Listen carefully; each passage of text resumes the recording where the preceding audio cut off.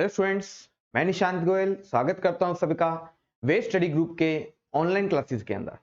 हम लेकर आए हैं आप सबके लिए 66 BPSC full course free of cost लेकर आए हैं और गारंटी बैच लेकर आए हैं आप सबके लिए। हम पढ़ रहे थे इंडियन इकोनॉमी। सबसे पहले मैंने आपको कराया था इंट्रो, बताया था मैंने आपको कि इकोनॉमिक होता क्या है, कितने प्रकार की होती है, क्लासिफिकेशन ऑफ इकोनॉमी, इसके बारे में हमने डिटेल से पूरा विस्तार से पढ़ा था। एक थोड़ा सा रिवीजन कर लेते हैं ताकि हमारा माइंड ब्रश अप हो जाए। और जिसने वीडियो नहीं देखी है तो प्लेलिस्ट के अंदर हमने बनाया हुआ ऑप्शन, उसमें आप जाकर देख सकते हैं। आपको फर्स्ट लेक्चर में हमने सिलेबस डिस्कस किया था, सेकंड लेक्चर के अंदर इंट्रो हुआ था, आज हमारा थर्ड लेक्चर होगा इकोनॉमी की क्लास का। तो चलिए स्टार्ट करते हैं साथियों। एक थोड़ा सा ब्रीफ इंट्रो देख लेते हैं। अगर आपसे पूछा जाए फादर ऑफ इकोनॉमी किसे कहा जाता है, फादर ऑफ इकोनॉमिक्स किसे कहा जाता है, अर्थशास्त्र का जनक किसे कहा जाता है, तो वो कहा जाता है एडम स्मिथ को कहा जाता है। ध्यान रखना साथियों, एडम स्मिथ को कहा जाता है अर्थशास्त्र का जनक। इकोनॉमिक्स को बांटा था टू पार्ट्स के अंदर रैगनर फिंच ने। एक थी माइक्रो इकोनॉमिक और एक थी मैक्रो इकोनॉमी। माइक्रो इकोनॉमिक जो एक यूनिट के लिए काम करती है, इंडिविजुअल के लिए बात करते हैं तो क्या आती है, माइक्रो इकोनॉमी।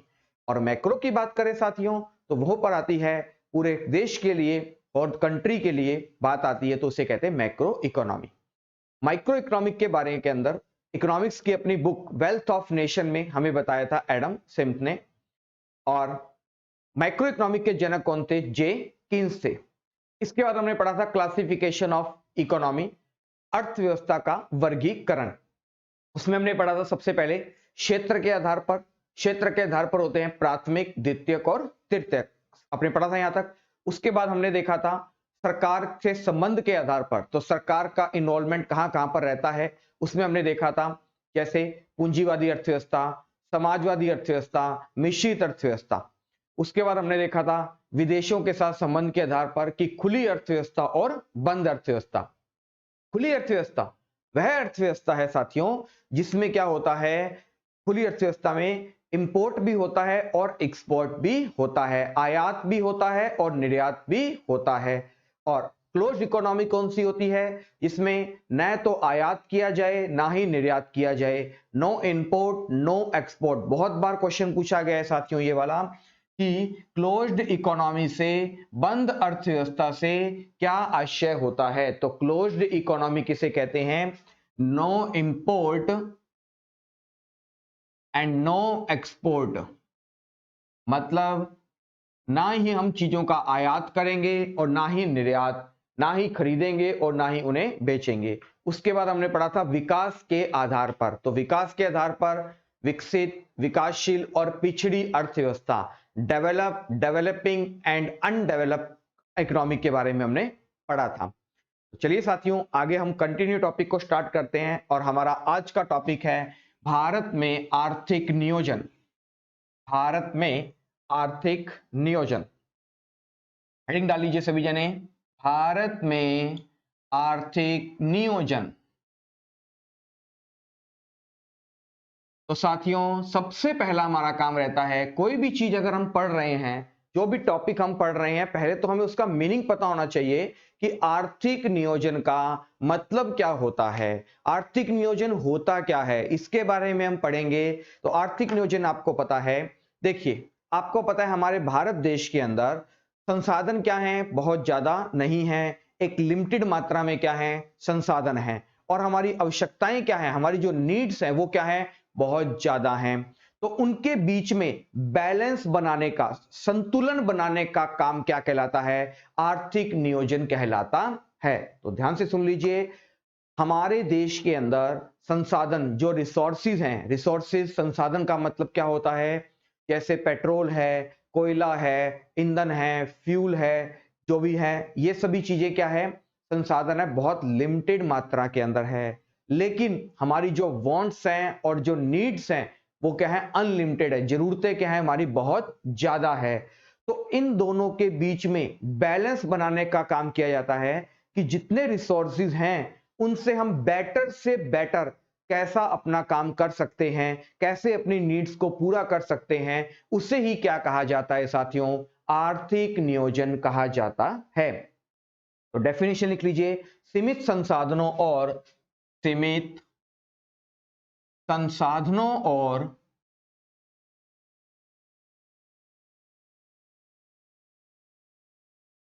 असीमित सीमित संसाधनों और असीमित आवश्यकताओं के मध्य, असीमित आवश्यकताओं के मध्य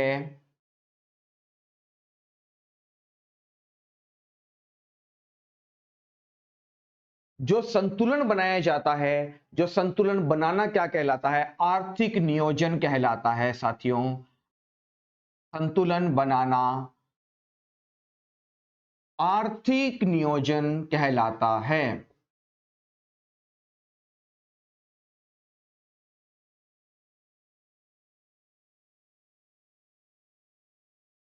तो समझ में आया आपको? जैसे मैं आपको पढ़ा रहा हूं, तो पढ़ाने के लिए, टीच करने के लिए हमें भी बहुत सारे रिसोर्सेज की जरूरत होती है। जैसे मार्कर चाहिए हमें लिखने के लिए, बोर्ड चाहिए हमें पढ़ाने के लिए, इसके अलावा हमें कैमरा चाहिए पिक्चर के लिए, लाइटिंग चाहिए हमें पिक्चर क्वालिटी के लिए। ये हमारे सभी क्या है, रिसोर्सेज हैं, संसाधन हैं। लेकिन हमारी जो वांट्स हैं, जो जरूरतें हैं, वो क्या है, बहुत ज्यादा हैं। लेकिन हम सीमित संसाधनों से हम अपना सही तरीके से अपनी नीड्स को जो पूरा करना, वो क्या कहलाता है, आर्थिक नियोजन कहलाता है। बात समझ में आई होगा आप सभी को यहाँ पे? तो हमारे देश के पास क्या है, संसाधन होते हैं, आप सभी को पता है, और ये संसाधन है सीमित। और संसाधनों का हम क्या बनाते हैं, वैकल्पिक यूज बनाते हैं कई बार। जैसे आपने देखा होगा पेट्रोल के दाम बढ़ते जा रहे हैं, जमीन से कोयले की खपत है वो कभी ना कभी तो खत्म होगी। हम क्या करते हैं, इनका एक अल्टरनेट ऑप्शन चूज करते हैं कि हम सोलर सिस्टम के द्वारा भी गाड़ियां चला सकते हैं, बिजली कर सकते हैं। इन सभी के द्वारा भी हम काम करने की प्रेरणा देते रहते हैं और बात करते रहते हैं। यही हमारा क्या कहलाता है, आर्थिक नियोजन कहलाता है। बात करें आर्थिक नियोजन के काल की, तो आर्थिक नियोजन का जो काल होता है देखते हैं।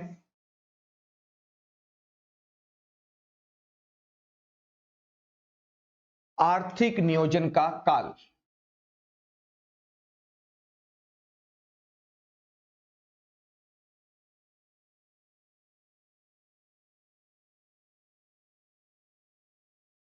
यह होता है फर्स्ट अल्पकालीन नियोजन, अल्पकालीन नियोजन। दूसरा होता है मध्यकालीन नियोजन, मध्यकालीन नियोजन। और उसके बाद होता है दीर्घकालीन नियोजन।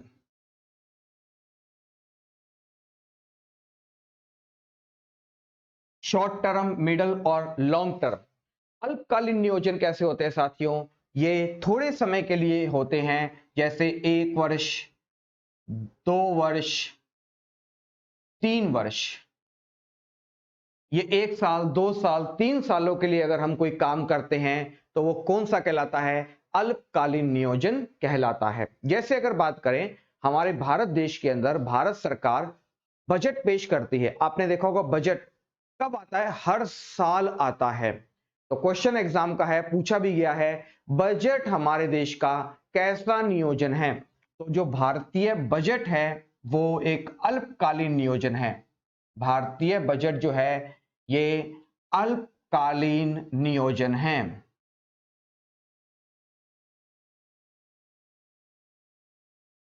अल्पकालीन नियोजन है साथियों, ध्यान रखना है। 1 साल के लिए बनाया जाता है बजट। आपने देखा होगा बजट जो होता है वो फरवरी मंथ के फर्स्ट वर्किंग डे पर क्या होता है, फरवरी के पहले कार्य दिवस पर अनाउंस किया जाता है, पास किया जाता है, इंट्रोड्यूस किया जाता है। और उस बजट को पूरे कंट्री के अंदर इंप्लीमेंट, लागू किया जाता है 1 अप्रैल से। 1 अप्रैल को शुरू होता है और 31 मार्च पर क्या होता है, वो बजट पूरा तैयार, मतलब पूरा देश के लिए लागू होकर काम करने लग जाता है। कहने का मतलब क्या हुआ, हर साल के लिए बजट आता है। कभी ऐसा हो रहा है कि 1 साल बजट आया, उसके बाद अगले साल बजट नहीं आया, उसी पे काम किया जा रहा है, नहीं।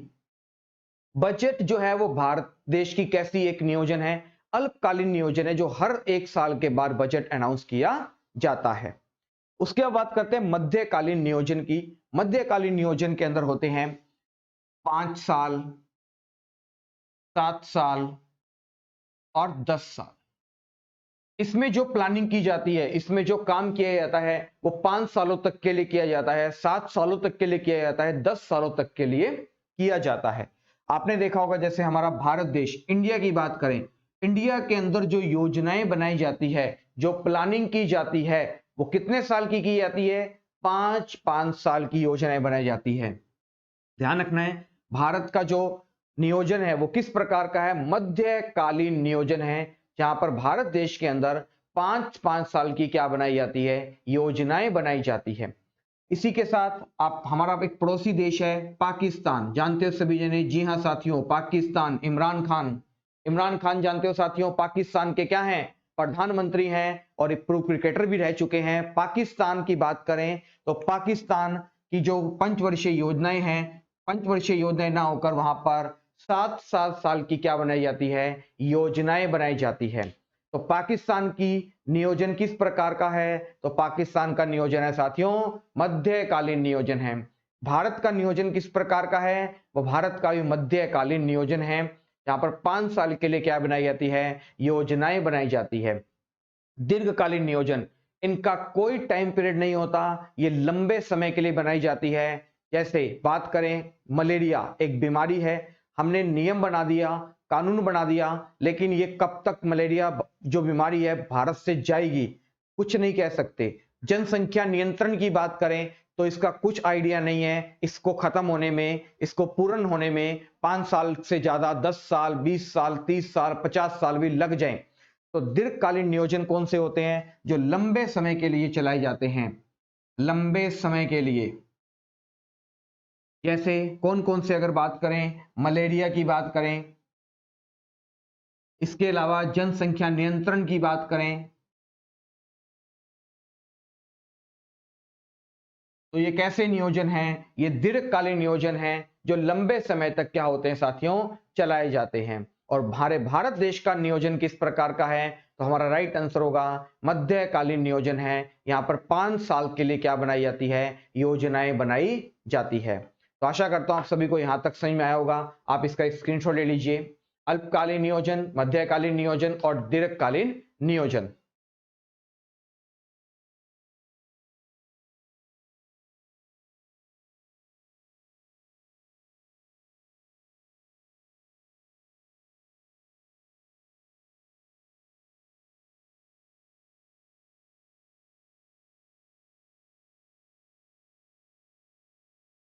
नेक्स्ट बात करें हम उद्देश्य।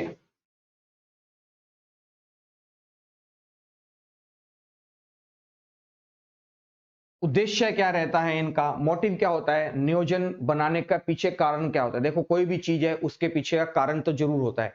आप सभी भी पढ़ रहे हो, तैयारी कर रहे हो, इसका कारण क्या है? कि आप सभी को गवर्नमेंट जॉब चाहिए, गवर्नमेंट सिलेक्शन चाहिए आपको, तो इसीलिए आप क्या कर रहे हो? पढ़ रहे हो। भारत देश ने भी आर्थिक नियोजन की शुरुआत की थी और बताया कि हम मध्यकालीन आयोजन को स्टार्ट करेंगे, 5 साल की योजनाएं बनाएंगे। तो आप देखो कि कोई भी चीज हम लेकर आए हैं तो उसके पीछे का मोटिव क्या है, इससे हमें बेनिफिट क्या मिलेगा। तो हमारी चीज सामने नेक्स्ट चीज आती है उद्देश्य। उद्देश्य, पर्पस क्या है हमारा इसको लाने का? तो इसका पहला कारण है संतुलित विकास करना। भारत देश का क्या है साथियों? संतुलित विकास करना है।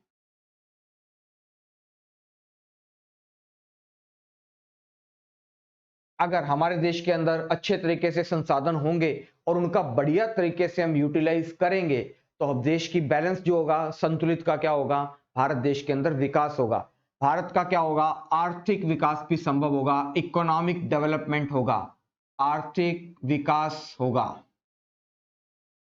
अगर आर्थिक विकास होगा तो क्या होगा? भारत के अंदर गरीबी क्या हो जाएगी? कम हो जाएगी। गरीबी क्या हो जाएगी साथियों? कम हो जाएगी।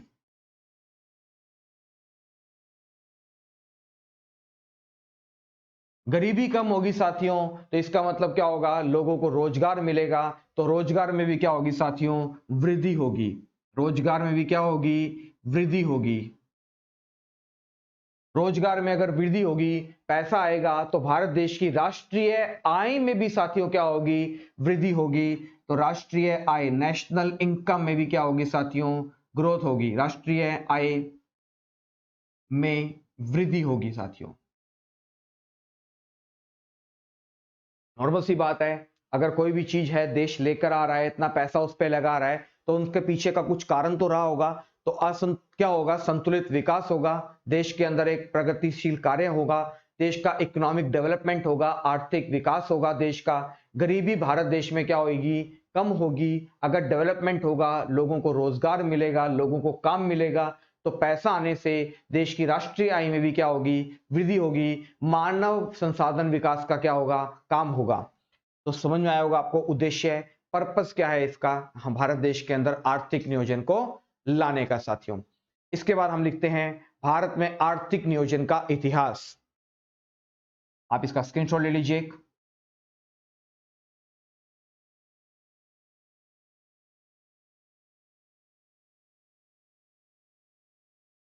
नेक्स्ट आता है इतिहास। इतिहास की बात करें, भारत में आर्थिक नियोजन का इतिहास शुरुआत सबसे पहले कब हुई, तो आपने देखा होगा एक बहुत बड़े व्यक्ति थे जिनका नाम था 1868 के अंदर एक व्यक्ति थे दादा भाई नेरोजी।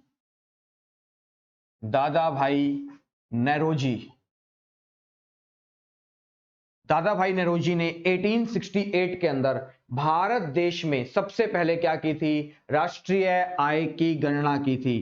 क्वेश्चन बहुत बार एग्जाम में पूछा गया है, राष्ट्रीय आय की गणना सबसे पहले किसने और कब की थी, तो राष्ट्रीय आय की गणना सबसे पहले दादा भाई नेरोजी ने की थी 1868 में, राष्ट्रीय आय की गणना की थी। ध्यान रखना है साथियों, नेशनल इनकम की कैलकुलेशन की थी 1868 में। उस समय इन्होंने बताया था कि भारत देश के अंदर जो राष्ट्रीय आय है वो एक होती है, पूरे देश की आय कितनी है, दूसरी बात करें तो प्रति व्यक्ति आय कितनी है। तो बात करें राष्ट्रीय आय के अंदर, तो प्रति व्यक्ति आय बताई थी इन्होंने, पर पर्सन इनकम, प्रति व्यक्ति आय बताई थी, एक साल की होती है, ध्यान रखना 20 रुपए पर एनम, ध्यान रखना है एनुअल होती है, वार्षिक होती है। तो प्रति व्यक्ति आय इन्होंने बताई थी 20 रुपए पर एनम, वार्षिक बताई थी। और देश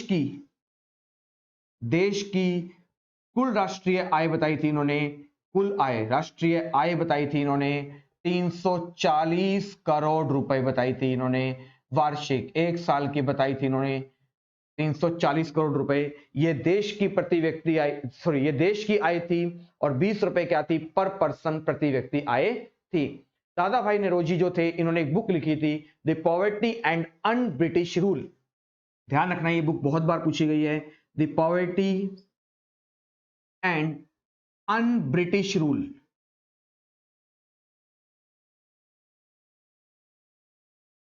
the poverty and un British rule, ये जो इन्होंने बुक लिखी थी साथियों, ध्यान रखना है इन्होंने देश के अंदर जो राष्ट्रीय आय से संबंधित का जो जिक्र किया था वो इसी बुक के अंदर किया था, the poverty and un British rule. ध्यान रखना है ये बुक के राइटर कौन थे, दादा भाई नेरोजी थे। एक बुक मैंने आपको लिखाई थी wealth of nation, wealth of nation book के राइटर कौन थे, उसके राइटर थे एडम स्मिथ थे।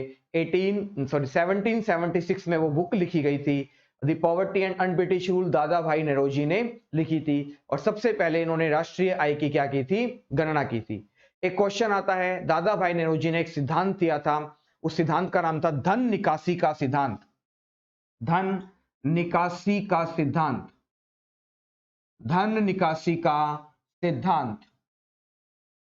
साथियों ध्यान रखना है, धन निकासी का सिद्धांत किसने प्रतिपादित किया था, तो धन निकासी का सिद्धांत प्रतिपादित किया था दादा भाई नौरोजी जी ने। ये किस पर था, ये इस पर था कि आपने देखा होगा उस समय भारत देश के अंदर ब्रिटिश रूल आ गया था। ब्रिटिश ने, अंग्रेजों ने भारत को क्या बना लिया था, गुलाम बना लिया था।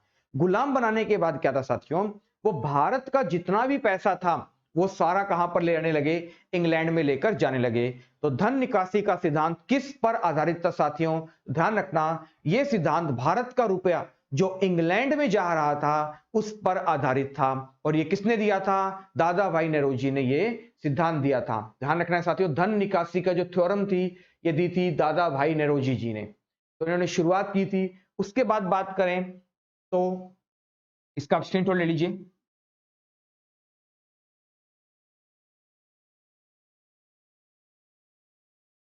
बिल्कुल बेसिक से कर रहे हैं, डिटेल से पढ़ते रहेंगे, बस आपको ध्यान लगाकर पढ़ते रहना है, नोट करते रहना है चीजों को अपने साथ। और एक चीज ध्यान रखना, जब भी आप बैठो पढ़ने के लिए तो वीडियो को देखा मत करो, अपने साथ पेपर और पेन लेकर बैठा करो, कॉपी वगैरह आपकी जो भी है, ताकि आप कोई बात होती है उसे नोट कर लिया करो। क्योंकि कुछ चीजें होती है वो लिख नहीं पाते हैं, यहाँ पर बोल दी जाती है, तो आप उन्हें साथ साथ नोट कर लिया करो। हर एक लाइन के अंदर क्वेश्चन छिपा हुआ है आपके लिए, तो कोशिश किया करो, कॉपी पेन लेके बैठा करो और जो पॉइंट आपको लगता है लिखते रहा करो। रिकॉल करता हूं मैं, रिवीजन करता हूं, तो उसे भी आप साथ साथ मेरे साथ किया करो रिवीजन, आपका ही बेनिफिट होगा। क्योंकि जीके एक ऐसा सब्जेक्ट है जिसको आप जितना बार बार रिवाइज करोगे, ब्रशअप करोगे, उतना आपके लिए बेनिफिट रहता है। नहीं तो बहुत से बच्चे सर भूल जाते हैं, सर जीके याद नहीं रहती, सर क्या करें। तो कारण यही है कि हम चीजों को याद नहीं करते, रट्टे मारते हैं उन्हें। चीजों को समझो, उन्हें रिवाइज करो आप ज्यादा से ज्यादा। क्लियर है आपको साथियों? बात करें उसके बाद, भारत में आर्थिक नियोजन की शुरुआत सबसे पहले की थी 1934 के अंदर। सबसे पहले शुरुआत की 1934 के अंदर एम विश्वरमैया ने की थी। एम विश्वरमैया ने की थी। ध्यान रखना साथियों, आर्थिक नियोजन की शुरुआत सबसे पहले एम विश्वरमैया ने की थी। इन्होंने एक बुक लिखी थी, plant economy for India. Plant economy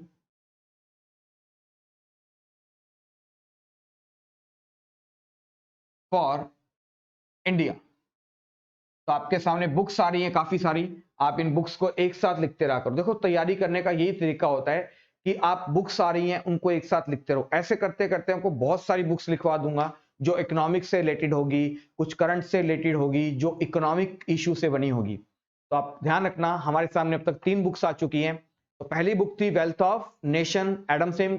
दूसरी थी हमारे पास the poverty and un British rule, जो थी दादा भाई नेहरूजी की। और तीसरी आपके सामने आई है plan economy for India, M Visvesvaraya ने बुक लिखी थी। ये थी भारत के लिए आर्थिक नियोजन। भारत के लिए आर्थिक नियोजन,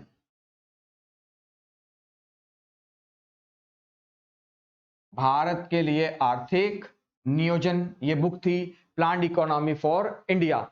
और इसमें क्या किया गया था, इस बुक के अंदर एम विश्वरमैया ने भारत के विकास की क्या गई थी, बात कही थी। भारत देश के विकास की बात कही गई थी। भारत देश के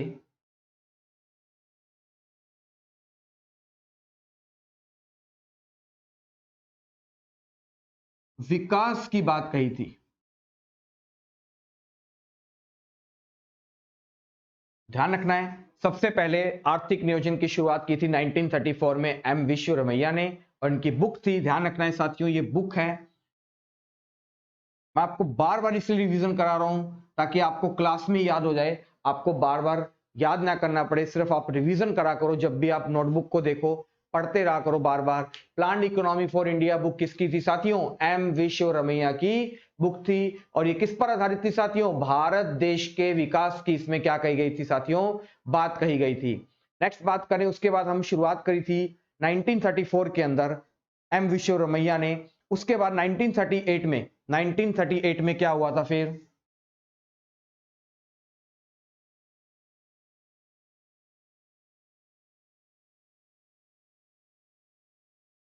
1938 के अंदर पंडित जवाहरलाल नेहरू, जानते हो सभी जने, आप सभी जने, ये हमारे स्वतंत्र भारत के पहले प्रधानमंत्री रह चुके हैं, पंडित जवाहरलाल नेहरू। एक क्वेश्चन पूछा जाता है बहुत बार कि भारत देश में सबसे लंबे समय तक प्रधानमंत्री रहने का रिकॉर्ड किसके नाम पर है? तो ध्यान रखना है आपने, पंडित जवाहरलाल नेहरू के नाम पर है सबसे लंबे समय तक कंटिन्यू देश का प्रधानमंत्री रहने का। आपको ध्यान होगा, देश आजाद हुआ था 15 अगस्त 1947 को।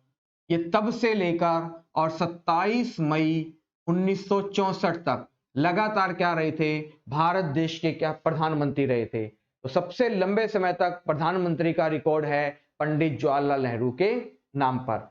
तो इससे एक क्वेश्चन और बना कि सर ये 27 मई तक की क्यों रहे, क्योंकि इस दिन इनका क्या हो गया था साथियों, देहांत हो गया था, निधन हो गया था। तो क्वेश्चन आता है पंडित जवाहरलाल नेहरू की पुण्यतिथि कब बनाई जाती है, तो इनकी पुण्यतिथि बनाई जाती है साथियों 27 मई 1964 को बनाई जाती है। अब आपके सामने अगर सर डेट्स तो बता दी, अब इनका जन्म कब हुआ, तो इनका जन्म 14 नवंबर को 1889 को हुआ था इनका जन्म, और इनकी मृत्यु हुई थी 27 मई 1964 को।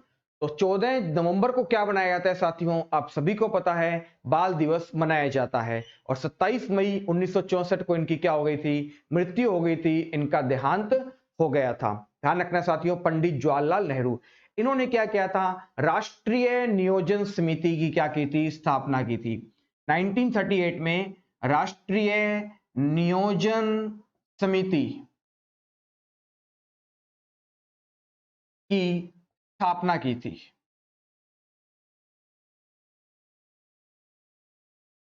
पंडित जवाहरलाल नेहरू ने की थी। इसके बाद बात करें 1944 में क्या हुआ था साथियों, 1944 धीरे धीरे देश में आगे काम करते रहे। 1944 के अंदर इससे क्वेश्चन आया है, इस नियोजन को स्वर्ण काल भी कहा जाता है। इस नियोजन को, जो ये नियोजन था हमारा, जो प्लानिंग थी हमारी, इस नियोजन को स्वर्ण काल भी कहा जाता है।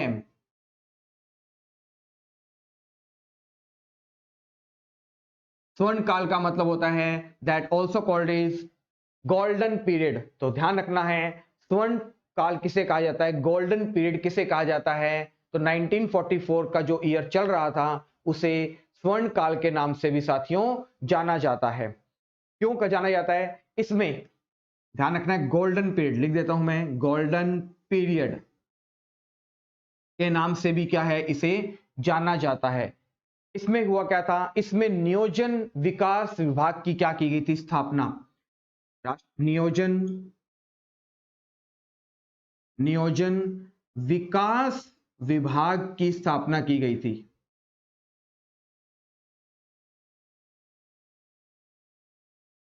नियोजन विकास विभाग की क्या की गई थी साथियों, स्थापना। यह स्थापना किसने की थी, अर्देशित दयाल ने की थी। इसके अध्यक्ष कौन थे, इसके अध्यक्ष थे साथियों अर्देशित दयाल। अर्देशित दयाल इसके क्या थे, अध्यक्ष थे, और इन्होंने ही क्या की थी, नियोजन विकास विभाग की स्थापना की थी। और इसी को, नियोजन को क्या कहा जाता है, स्वर्ण काल का युग भी कहा जाता है, गोल्डन पीरियड भी कहा जाता है। नोट कर लीजिए साथियों, इसका स्क्रीनशॉट ले लीजिए।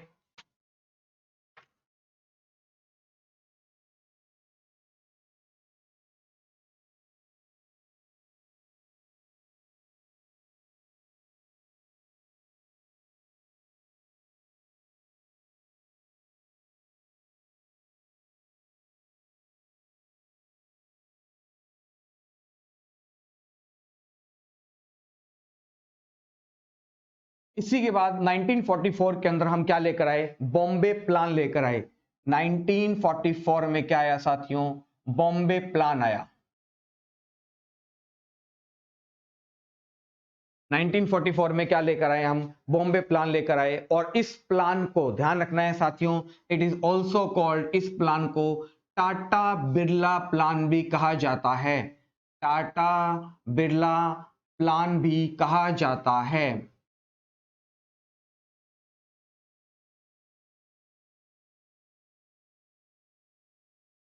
जानते हो सभी जने टाटा और बिरला को, ये भारत देश के एक उद्योगपतियों में शामिल होते हैं।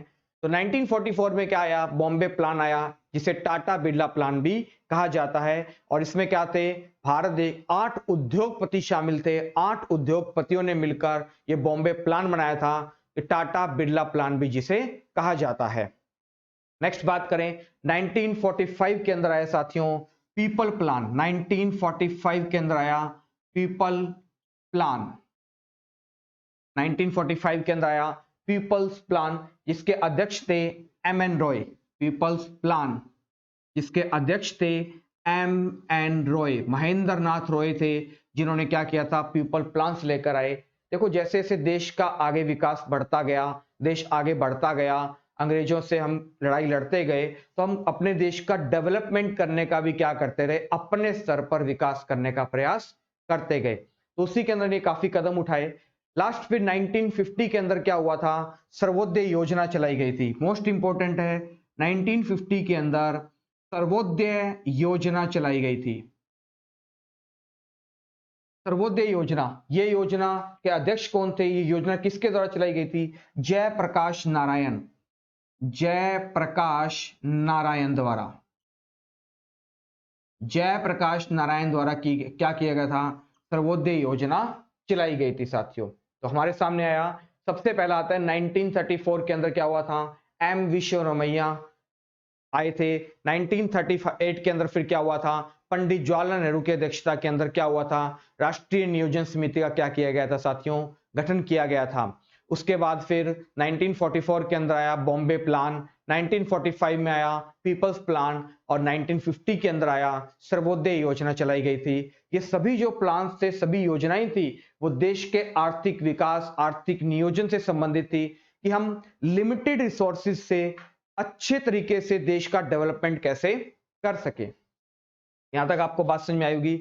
अब तक हमने जो ही बात की है इससे पहले तक की, वो हमने बात की है बिफोर इंडिपेंडेंट, आजादी से पहले की बात की है सारी। अब हम बात करेंगे आफ्टर इंडिपेंडेंट, आजादी के बाद भारत देश के अंदर योजनाएं कैसे चली, योजनाएं कैसी बनाई गई, तो उसके बारे में बात करेंगे हम।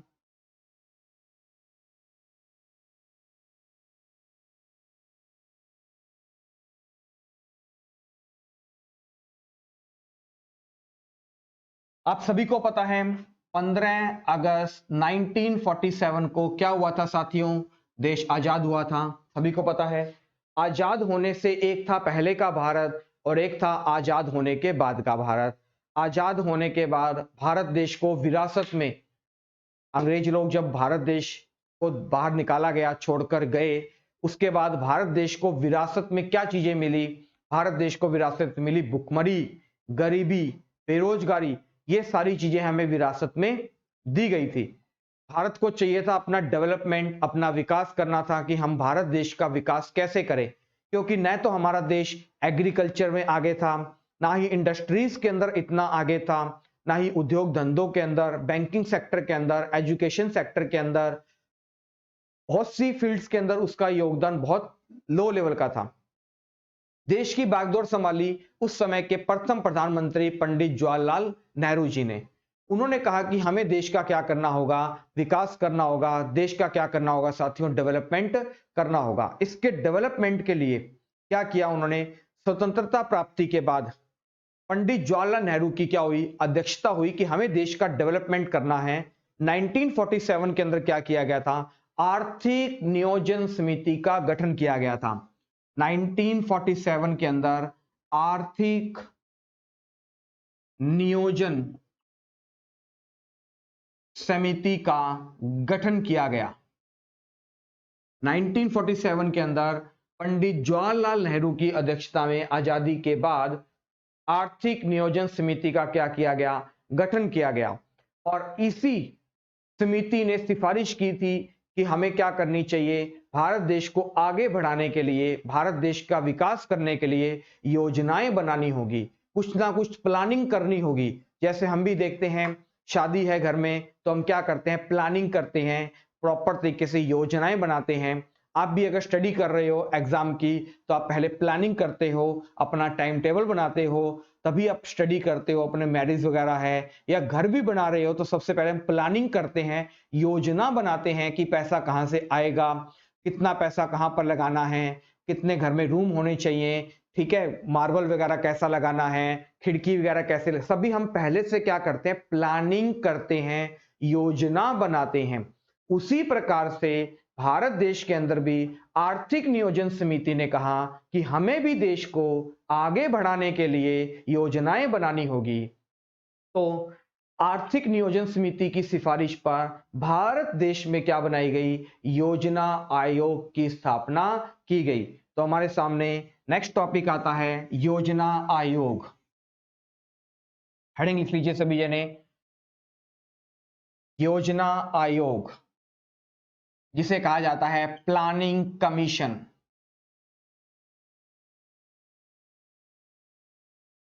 सबसे पहला क्वेश्चन ये आता है हमारे सामने, योजना आयोग की स्थापना कब की गई थी? तो योजना आयोग की स्थापना की गई थी साथियों, मोस्ट इंपोर्टेंट है, 15 मार्च 1950 को क्या की गई थी? योजना आयोग की स्थापना की गई थी। और कौन सी कमेटी के रिकमेंडेशन पर की गई थी? आर्थिक नियोजन समिति के सुझाव पर क्या की गई थी? योजना आयोग की स्थापना की गई थी।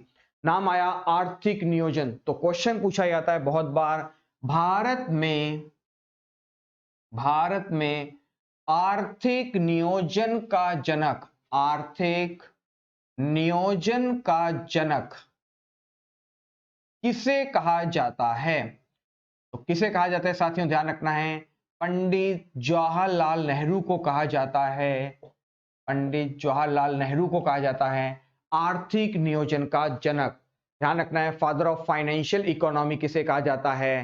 पंडित जवाहरलाल नेहरू को, क्योंकि इन्होंने ही आर्थिक नियोजन की स्थापना की थी और कहा था कि देश को आगे लेकर हमें जाने के लिए योजना बनानी पड़ेगी। तो योजना आयोग की स्थापना कब हुई थी? 15 मार्च 1950 को क्या हुई थी? योजना आयोग की स्थापना की गई थी। योजना आयोग कैसा एक गैर संवैधानिक संस्था है, ध्यान रखना है, योजना आयोग कैसी है? एक गैर संवैधानिक संस्था है, गैर संवैधानिक संस्था है एक जो योजना आयोग है। बात करें इसके अंदर इसका अध्यक्ष कौन होता है? तो इसके अध्यक्ष होते हैं देश के प्रधानमंत्री। अध्यक्ष होते हैं इसके प्रधानमंत्री। जो भी देश का प्रधानमंत्री होगा या होगी वही क्या होंगे साथियों? योजना आयोग का अध्यक्ष होगा। ध्यान रखना है। नेक्स्ट अगर बात करें इसके अंदर उपाध्यक्ष जो होता है उसे कैबिनेट तर्ज का दर्जा दिया जाता है। जो उपाध्यक्ष होते हैं चुना जाता है उपाध्यक्ष, उपाध्यक्ष जो होता है उसे कैबिनेट मंत्री का दर्जा मिलता है, कैबिनेट मंत्री का दर्जा मिलता है उसे। जो भी हमारे कैबिनेट मिनिस्टर्स होते हैं, जैसे मोदी सरकार में अपने देखे होंगे गृह मंत्री है, रक्षा मंत्री है, वित्त मंत्री है, वो हमारे कैबिनेट मिनिस्टर्स हैं। तो जो उपाध्यक्ष होता है उसे कैबिनेट मिनिस्टर्स का क्या दिया जाता है? दर्जा दिया जाता है साथियों, ध्यान रखना है। तो क्वेश्चन आता है इसके फर्स्ट चेयरमैन कौन थे? इसके फर्स्ट चेयरमैन थे, योजना आयोग के पहले अध्यक्ष कौन थे साथियों? तो पंडित जवाहरलाल नेहरू थे, पंडित जवाहरलाल नेहरू थे साथियों, ध्यान रखना है। और अगर बात करें इसके फर्स्ट वाइस चेयरमैन की, पहले उपाध्यक्ष कौन थे साथियों? तो वो थे गुलजारी लाल नंदा, गुलजारी लाल नंदा।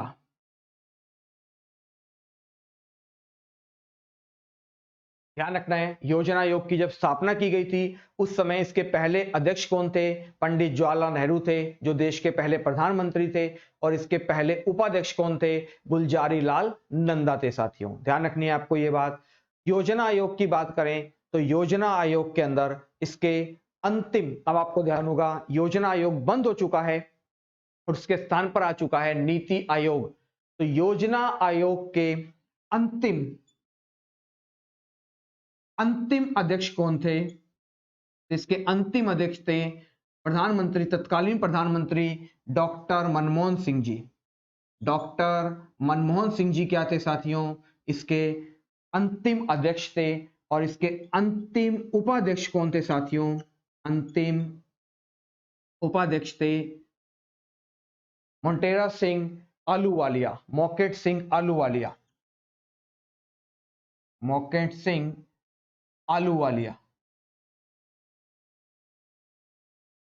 ये क्या थे? योजना आयोग के क्या थे साथियों? अंतिम उपाध्यक्ष थे और अंतिम अध्यक्ष थे डॉक्टर मनमोहन सिंह जी। ध्यान रखना है साथियों, योजना आयोग की स्थापना हुई 15 मार्च 1950 को। ध्यान रखना, इसके लिए हमारे संविधान में कोई आर्टिकल नहीं है, ठीक है। ये क्या है? गैर संवैधानिक संस्था है जिसका अध्यक्ष होता है भारत देश का प्रधानमंत्री और उपाध्यक्ष जो होता है उसे प्रधानमंत्री के द्वारा नियुक्त किया जाता है। और उपाध्यक्ष को कैबिनेट मंत्री का क्या दिया जाता है साथियों? दर्जा दिया जाता है। पहले अध्यक्ष कौन थे इसके? पंडित जवाहरलाल नेहरू थे। पहले उपाध्यक्ष कौन थे साथियों? वो थे गुलजारी लाल नंदा थे। अंतिम अध्यक्ष कौन थे इसके? डॉक्टर मनमोहन सिंह जी थे। और अंतिम उपाध्यक्ष कौन थे साथियों? तो वो थे मौकेट सिंह आलूवालिया। योजना आयोग ने कहा कि हम भारत देश के अंदर क्या बनाएंगे?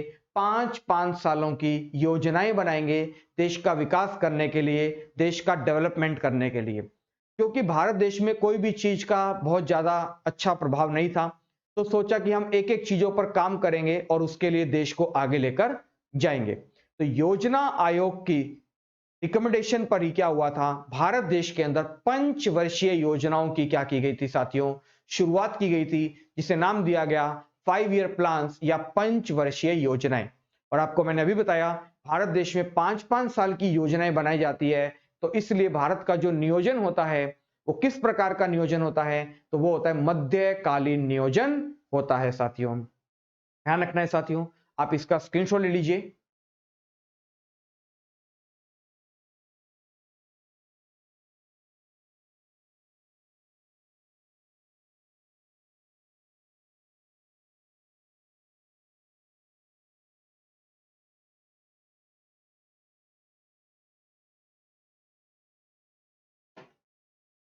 क्लियर है यहां तक सभी को? चलिए,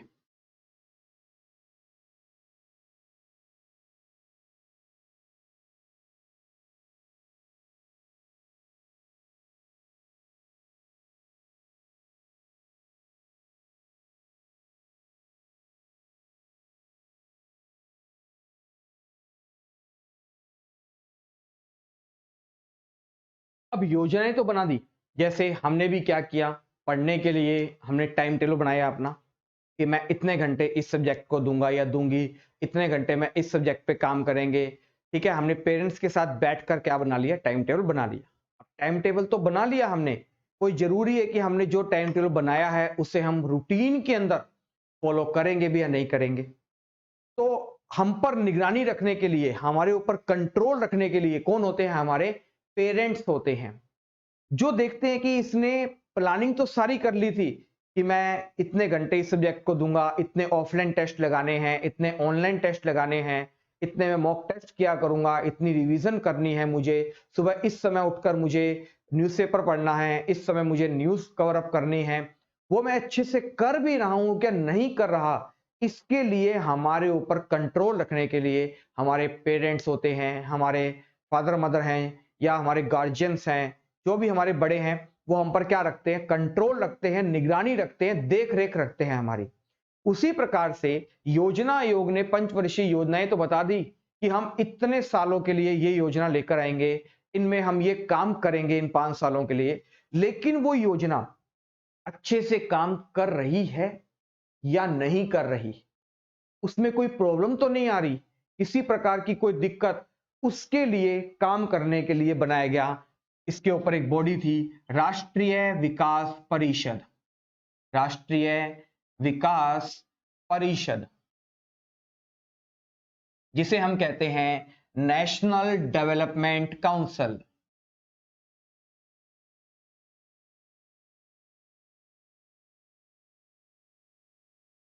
जिसे हम कहते हैं शॉर्ट में एनडीसी।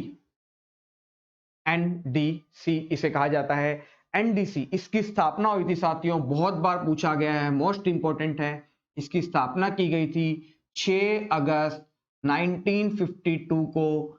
एनडीसी राष्ट्रीय विकास परिषद की क्या की गई थी साथियों? स्थापना की गई थी। और इसका अध्यक्ष भी कौन होता है? तो इसका अध्यक्ष भी होता है भारत देश का प्रधानमंत्री।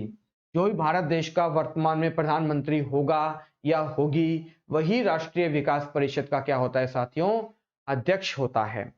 और ये योजना के अंदर क्या होते हैं? जितने भी योजना के अंदर योजना आयोग के सदस्य होते हैं, वही राष्ट्रीय विकास परिषद के भी क्या होते हैं साथियों? सदस्य होते हैं।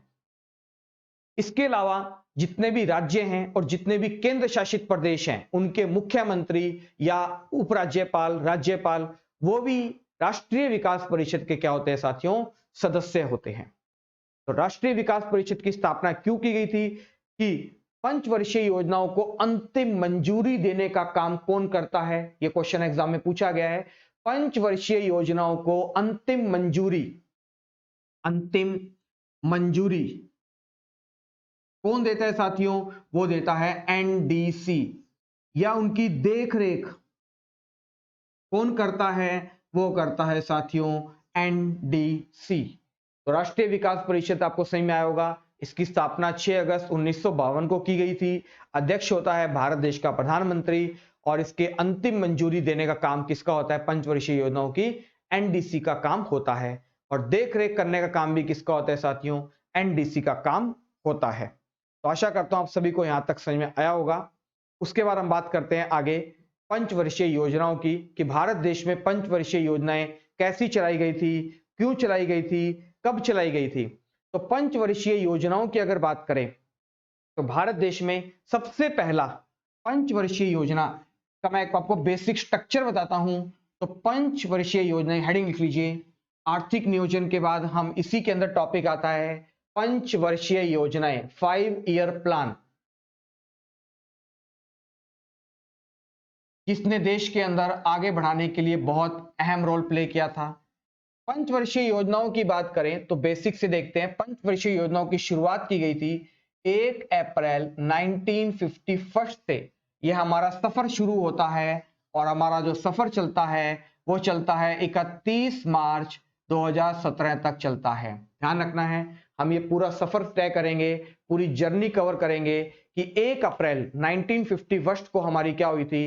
पंचवर्षीय योजनाओं की शुरुआत हुई थी। और पंचवर्षीय योजनाओं की एंडिंग कब हुई थी? तो वो हुई थी साथियों 31 मार्च 2017 को हुई थी। ये थी हमारी शुरुआत हुई थी इस दिन, और इस दिन हमारा हुई थी समाप्ति या एंड हुआ था पंचवर्षीय योजनाओं का। ये हमारा पूरा सफर रहेगा। इसमें हम देखेंगे कि हमारे भारत देश को कौन कौन से नए कारखाने मिले, कौन कौन सी फैक्ट्रियां लगाई गई, भारत देश के अंदर वैल्यूएशन कितनी बार हुआ, विमुद्रीकरण कितनी बार हुआ, बैंक कैसे मिले, बैंकों का राष्ट्रीयकरण कैसे हुआ, शेयर मार्केट मिला हमें, एलपीजी पॉलिसी को लेकर आए, गरीबी हटाओ का नारा लेकर आए थे, एफसीआई की स्थापना की गई थी, स्टेट बैंक ऑफ इंडिया की स्थापना की गई थी, लाइफ इंश्योरेंस कॉर्पोरेशन की स्थापना की गई थी। ये सारी चीजें हम पूरे डिटेल से पढ़ेंगे इन पंचवर्षीय योजनाओं के अंदर। तो साथियों स्टार्ट करते हैं इसके अंदर अब हम पंचवर्षीय योजनाओं का। सबसे पहली जो पंचवर्षीय योजना आई थी साथियों वो चली थी हमारी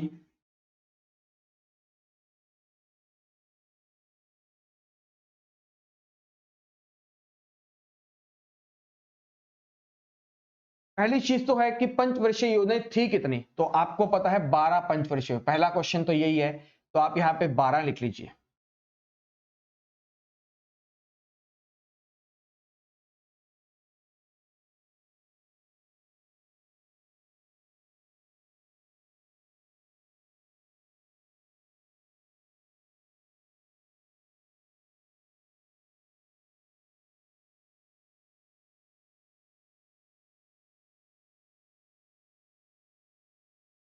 पहली चीज तो ये कि 12 पंचवर्षीय योजना, तो 12 तक तो नंबर लिख लिए, बिल्कुल सही है। चलो अब हम बात करते हैं पंचवर्षीय योजनाएं। आपको पता है 1951 से शुरू हुई थी, नहीं पता तो भी कोई बात नहीं, 19 लिख दिया। पंचवर्षीय योजनाएं थी मतलब 5 सालों की थी। तो 5 कौन सी थी? पहली थी तो 1951। 1951 को क्या हुई थी? पंचवर्षीय योजनाओं की शुरुआत हुई थी। अब इसमें 5 साल जोड़ते चलो। अगर 51 में 5 साल जोड़ेंगे तो कितना हो जाएगा साथियों? 56 हो जाएगा, बिल्कुल सही है। उसके बाद नेक्स्ट जो थी 1956 से शुरू हुई थी और इसमें 5 साल अगर जोड़ेंगे तो कितना हो जाएगा साथियों? 61 हो जाएगा, बिल्कुल सही है। फिर स्टार्ट हुई 1961 की अगर बात करें हम तो थर्ड 1961 को शुरू हुई। इसमें अगर 5 साल जोड़ दें तो हम कितना हो जाएगा साथियों? ये 66 हो जाएगा। यहां तक तो कोई डाउट बिल्कुल भी नहीं है। 5-5 साल की अच्छे तरीके से योजनाएं चलती गई। अब ये 5-5 साल की कितनी योजनाएं चल गई थी? 3 योजनाएं चल गई थी। देख लो, पहली, दूसरी, तीसरी, 3 योजनाओं के बाद हमने क्या ले लिया? फिर 3 साल का अवकाश ले लिया। ध्यान रखना है, 3 योजनाओं के बाद हमने फिर क्या ले लिया? 3 साल का अवकाश ले लिया। तो 1966 से लेकर 69 हमने क्या ले लिया? योजना अवकाश ले लिया, जिसे नाम दिया गया योजना अवकाश, प्लानिंग हॉलीडे हमने ले लिया, अवकाश ले लिया। बात करें हम फिर आई फोर्थ, चौथी पंचवर्षीय योजना 1969 से शुरू हुई और 5 साल जोड़ दो तो कितना हो जाएगा, 1974 हो जाएगा। पांचवी पंचवर्षीय योजना की बात करें तो ये 1974 में शुरू हुई थी। बस इसी योजना का ध्यान रखना है कि पांचवी पंचवर्षीय जो योजना थी वो 4 साल चली, तो 74 से लेकर 4 साल हो गए 78 तक। ध्यान रखना है, पांचवी कितने साल की थी, 4 साल की थी। पांचवी योजना कौन सी थी, 4 साल की थी। याद हो जाए, बिल्कुल इजी है। पांचवी पंचवर्षीय योजना कितना साल लगी, 4 साल लगी। बस क्या हुआ फिर, 2 पंचवर्षीय योजनाएं चलाई हमने, चौथी और पांचवी। 2 चलाने के बाद हमने फिर क्या ले लिया, 2 साल को अवकाश ले लियो। तो हमने फिर 1978 से लेकर 1980 तक फिर हमने 2 सालों का क्या ले लिया, योजना अवकाश ले लिया। हो जाएगा, देखो 3 चली, 3 साल का अवकाश, 2 चली, 2 साल का अवकाश। क्लियर है। उसके बाद फिर हम बात करते हैं छठी पंचवर्षीय योजना की। छठी पंचवर्षीय योजना फिर कब चली, 19 देख लीजिए 1980 आया, 1980 से लेकर 85 तक चली थी। उसके बाद सातवीं पंचवर्षीय योजना चली 1985 से लेकर 5 साल और ही मैं जोड़ांगा तो हो जाएगा 90 तो 1985 से लेकर 1990 तक चली। फिर वही बात होगी कि 2 पंचवर्षीय योजना चली और फिर मैं के ले लियो 2 साल को अवकाश। तो 1990 से लेकर 92 तक हमने फिर क्या ले लिया, योजना अवकाश ले लिया। बस, और लास्ट योजना अवकाश है। इसके बाद हमने कोई योजना अवकाश नहीं लिया। ध्यान रखना है, 3 चाली 3 साल का अवकाश, 2 चाली 2 साल का अवकाश, फिर 2 चाली फिर 2 साल का अवकाश। बस हटे तक की ज्यादातर क्वेश्चन पूछा को, इसका आगे ज्यादा ना पूछा है। उसके बाद 8वीं 9वीं 10वीं 11वीं और 12वीं। अब चाहे आप यहां से स्टार्ट कर लो ऊपर से नीचे, चाहे नीचे से ऊपर की तरफ स्टार्ट कर लो, जैसे आपको अच्छा लगता है। आपको इतना पता है जो लास्ट थी वो चली थी 2017 तक, तो 2017 से 5 कम करेंगे तो कितना हो जाएगा, 2012। 2012 हटे रखांगा तो 2012 से 5 साल कम करेंगे तो कितना हो जाएगा, 2007। 2007 अगर यहां रखेंगे तो इससे 5 साल कम हो गया, कितना हो गया, 2002। 2002 अगर यहां रखेंगे तो इससे 5 साल कम होकर कितना हो गया साथियों, 1997 हो गया। 1987 अगर यहां रखेंगे तो इससे 5 साल कम हो गए, कितना बन गया, 1992 हो गया। आगे नहीं बोई। तो टोटल कितनी योजनाएं बनी साथियों, 12 पंचवर्षीय योजनाएं बनी थी। पंचवर्षीय योजनाओं का शुरुआती वर्ष क्या था साथियों, 1951 था। पंचवर्षीय योजनाओं का अंतिम वर्ष कौन सा था, तो अंतिम वर्ष था साथियों 2017 था। याद हो जाएगा। इसके बाद बात करें हमने कितने सालों का योजना अवकाश लिया, तो देख लीजिए यहां पर हमने सबसे पहले 3 सालों का हमने क्या ले लिया, योजना अवकाश ले लिया। फिर यहां पर हमने फिर 2 सालों का क्या ले लिया, योजना अवकाश ले लिया। उसके बाद हमने यहां पर फिर 2 सालों का क्या ले लिया, योजना अवकाश ले लिया। तो क्वेश्चन पूछा जाता है कि पंचवर्षीय योजनाओं के दौरान हमने कितने साल वार्षिक योजनाएं चलाई या कितने साल हमने योजना अवकाश लिया, तो 3 साल और 2 साल, 5 साल और 2 7 साल। तो हमने टोटल योजना अवकाश कितना लिया साथियों, तो हमारा जो योजना अवकाश था वो था 7 सालों का। और टोटल योजनाएं कितनी बनाई थी हमने, तो ये हमारी योजनाएं थी 12 योजनाएं थी। आशा करता हूं आप सभी को यहां तक समझ में आ गया होगा। आप इसका एक स्क्रीनशॉट ले लीजिए। आज मैं इसको डिटेल भी कराऊंगा, लेकिन क्वेश्चन ज्यादातर जो पूछे जाते हैं इसके अंदर पूछा जाता है बहुत बार, 8वीं पंचवर्षीय योजना का कार्यकाल कौन सा था। क्वेश्चन बहुत बार पूछा गया है क्योंकि सबसे सफल योजना कौन सी रही थी, तो वो रही थी 8वीं पंचवर्षीय योजना जो थी वो सबसे ज्यादा क्या रही थी, सफल रही थी। ये क्वेश्चन पूछा गया है। या पूछा जाता है पंचवर्षीय योजनाओं का अंतिम वर्ष कौन सा था, तो अंतिम वर्ष कौन था 2017 था।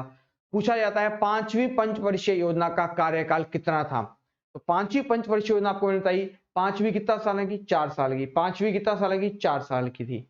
ध्यान रखना है 5वीं पंचवर्षीय योजना का कार्यकाल कितना था, 1974 से 78 तक। वो ज्यादातर आपसे पूछे तो 5वीं 8वीं छठी ये ज्यादातर पूछता है। चौथी पंचवर्षीय योजना कौन सी काल में हुई, ये हमसे ज्यादा पूछता है क्योंकि अवकाश के नियर बाय वाली पूछता है। तो अवकाश लिए कितने, 3, कितने साल के लिए, 7 सालों के। योजनाएं कितनी बनी, 12 सालों, 12 पंचवर्षीय योजनाएं कितने सालों की बनी, तो आपको पता है 5 साल की एक थी, तो 12 5 60 साल हो गए। एक योजना तो थी वो 4 साल की थी, तो 59 ईयर जो लगे थे वो पंचवर्षीय योजनाओं को लगे थे कंप्लीट होने के अंदर। तो आपको यहां तक समझ में आया होगा। देखते हैं आगे हम फिर उसके बाद